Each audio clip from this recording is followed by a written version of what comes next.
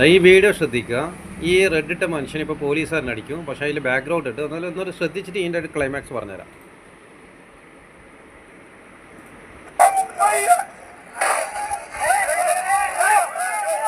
അതിലെ blue helmet ശ്രദ്ധിക്കണം. എന്നിട്ട് ഈ ചങ്ങായിക്ക് അടി കെട്ടി ഈ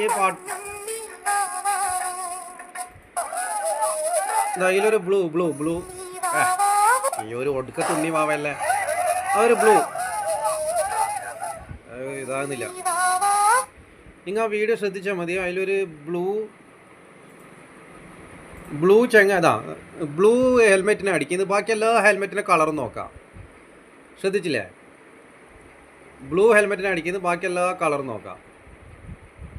അപ്പോൾ ഇത് തന്നെയാണ് പണി നല്ല ശരിക്ക് കിട്ടും. കാരണം പിണറായി വിജയൻ സാറ് ഇപ്പോൾ ഹോം ഡിപ്പാർട്ട്മെൻറ്റ് കയ്യിൽ വെക്കുമ്പോൾ ചീഫ് മിനിസ്റ്ററും കയ്യിൽ വെക്കുന്നുണ്ട്. അതുകൊണ്ട് പോലീസുകാർ IPS ഉണ്ടാവും ഇതിൽ. IPS PSC വരുന്നതല്ല. അതുകൊണ്ട് ബ്ലൂ ഹെൽമെറ്റ് ഇടുമ്പോൾ ശ്രദ്ധിക്കണോ, അതിനൊരു വ്യത്യസ്തത ഉണ്ടാവും. അപ്പോൾ ഓറെ മുന്നിൽ ഓരോ ടീമിനെ കുത്തിക്കഴിഞ്ഞാൽ പിന്നെ ചെവിക്കണ്ട അടിച്ച് പൊളിക്കൂലേ.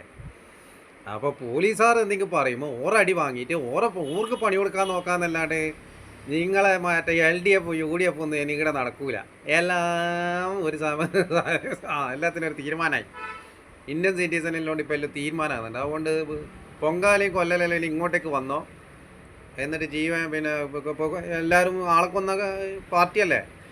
എല്ലാവരും RSS BJP SDP LDF UDF എല്ലാവരും ആളെ കൊന്ന പാർട്ടി ആയതുകൊണ്ട് ഈ ചങ്ങായിക്ക് കിട്ടിയ അടിയൊന്നും പോരാ, പൊട്ടിച്ച് തീർക്കണോ.